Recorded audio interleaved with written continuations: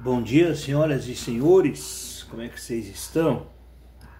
Domingo de manhã, o primeiro dia da semana, nós terminamos ontem o primeiro livro de Reis, com os seus respectivos 22 capítulos, e vamos, se Deus permitir, agora dar início no segundo livro do Reis, que também contém aí uns capítulos a mais, né? Tem 25 capítulos, né? O livro de Reis ele está contando a história da continuação, né, do povo e de como o povo se esqueceu de Deus, né?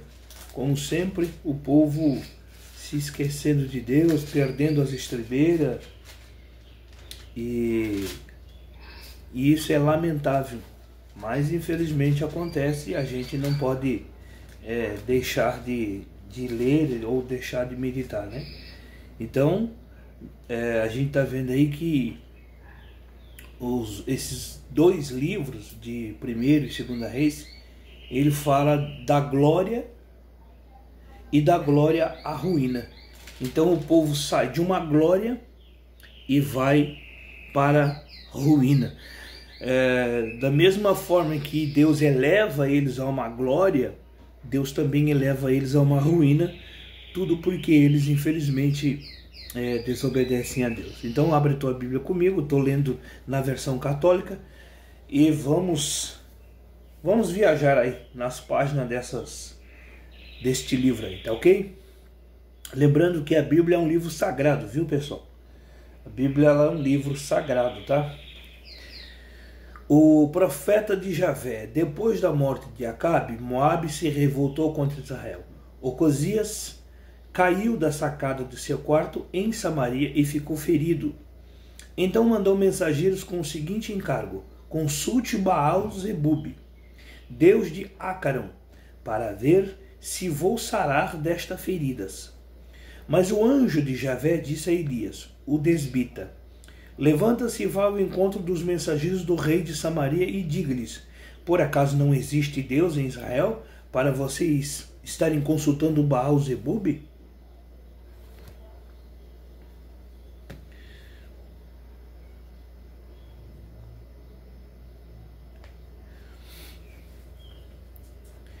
Para que vocês estejam consultando Baal-zebub, deus de Acaron? Por isso, assim diz Javé: você não se levantará da cama em que se deitou. Com certeza você vai morrer.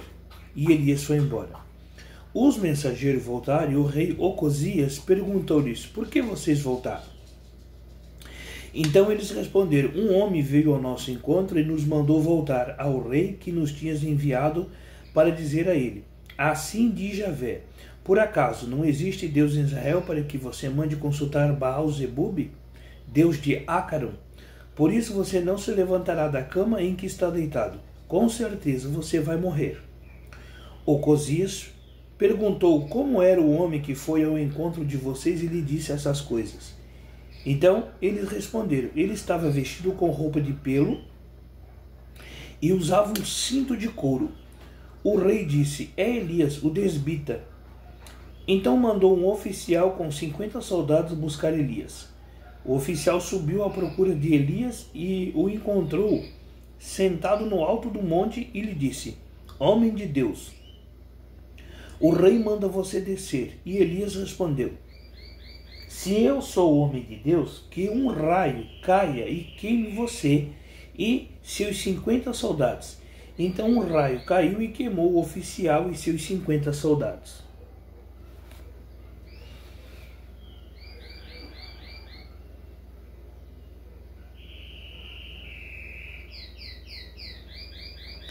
O rei mandou de novo outro oficial com 50 soldados.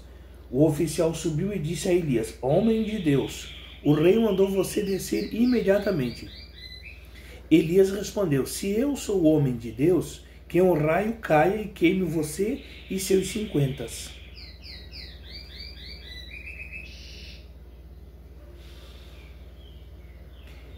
Então um raio caiu e queimou o oficial e seus 50.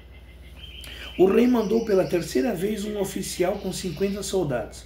O oficial subiu, ajoelhou-se diante de Elias e suplicou: homem de Deus, que a minha vida e a vida desses 50 soldados, seus servos, tenham algum valor para você.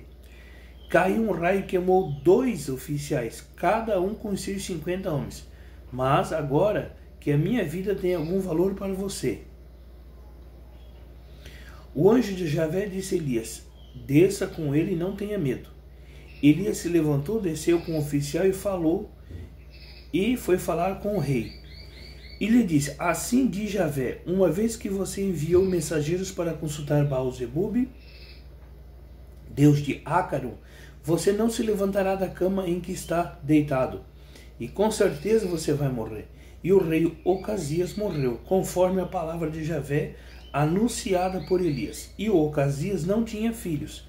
Por isso, seu irmão Jorão subiu ao trono em seu lugar, e já fazia 2 anos que Jorão, filho de Josafá, era rei de Judá. O resto da história de Ocasias e do que ele fez, tudo está escrito nos anais dos reis de Israel.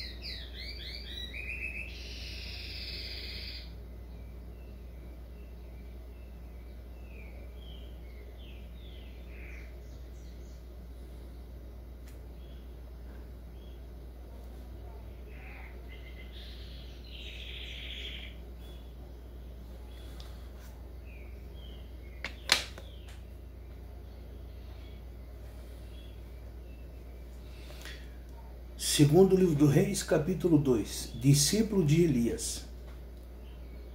Eliseu, discípulo de Elias. A atividade profética continua.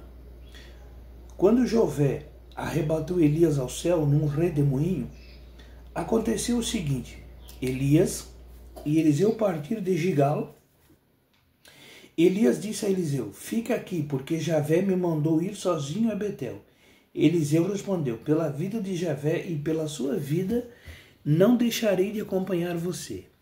Desceram juntos a Betel. Os irmãos profetas que moravam em Betel foram ao encontro de Eliseu e lhe disseram: você está sabendo que Javé hoje mesmo vai levar embora seu mestre nos ares por cima da sua cabeça? O Eliseu respondeu: claro que sei, mas fiquem quietos. Elias disse: Eliseu, fique por aqui mesmo, porque Javé me mandou ir sozinho a Jericó. Mas Eliseu respondeu: pela vida de Javé e pela sua vida, não deixarei de acompanhar você. E foram para Jericó. Os irmãos profetas que moravam em Jericó se aproximaram de Eliseu e lhe disseram: você está sabendo que Javé hoje mesmo vai levar embora seu mestre nos ares por cima da sua cabeça? Eliseu respondeu: é claro que sei, mas fiquem quietos. Elias disse a Eliseu: fique por aqui mesmo, porque Javé me mandou ir sozinho até o Jordão. Mas Eliseu respondeu: pela vida de Javé e pela sua vida, não deixarei de acompanhar você. E eles foram juntos. Com eles foram 50 irmãos profetas. Estes ficaram a certa distância, enquanto os 2 pararam à margem do rio Jordão. Então Elias pegou o manto, o enrolou e bateu com ele na água. A água se dividiu em 2 partes, de tal modo que os 2 passaram o rio sem molhar os pés. Depois que passaram o rio, Elias disse a Eliseu: peça o que você quiser, antes que eu seja arrebatado da tua presença.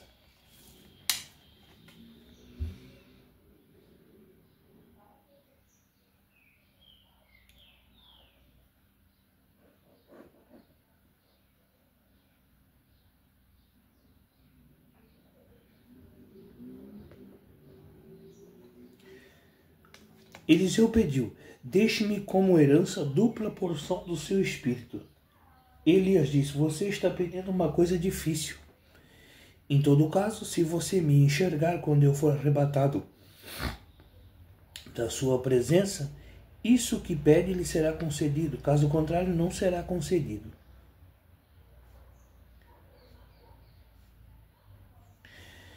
Enquanto estava andando e conversando, apareceu um carro de fogo com cavalos de fogo que os separou um do outro. E Elias subiu ao céu no redemoinho.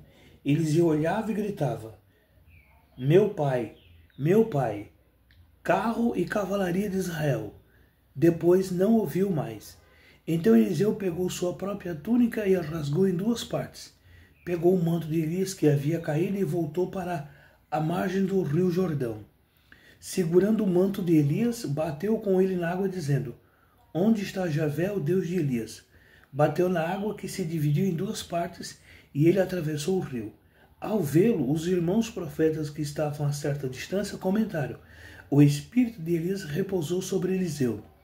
Então foram ao seu encontro e se prostraram diante dele e disseram: aqui entre seus servos você pode contar com 50 homens valentes. Permita que eles saiam para procurar o seu mestre. Talvez o espírito de Javé o tenha arrebatado e jogado sobre algum monte ou dentro de algum vale. Eliseu respondeu: não mande ninguém. Eles, porém, insistiram tanto a ponto de aborrecê-lo. Por fim, ele disse: então mande. E eles mandaram 50 homens que procuraram Elias durante 3 dias, mas não o encontraram. Voltaram para Eliseu, que tinha ficado em Jericó. Então Eliseu lhe disse: não falei para vocês não irem?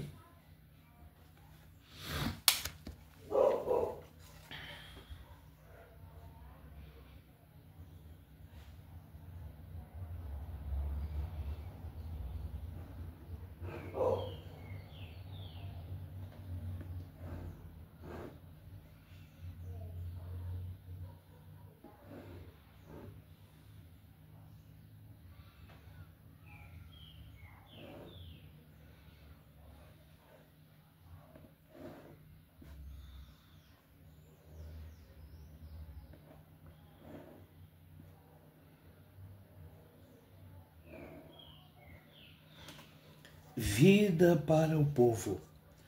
Os habitantes de Jericó disseram a Eliseu: a localização da cidade é boa, como o senhor pode ver, mas a água é ruim e faz as mulheres abortarem.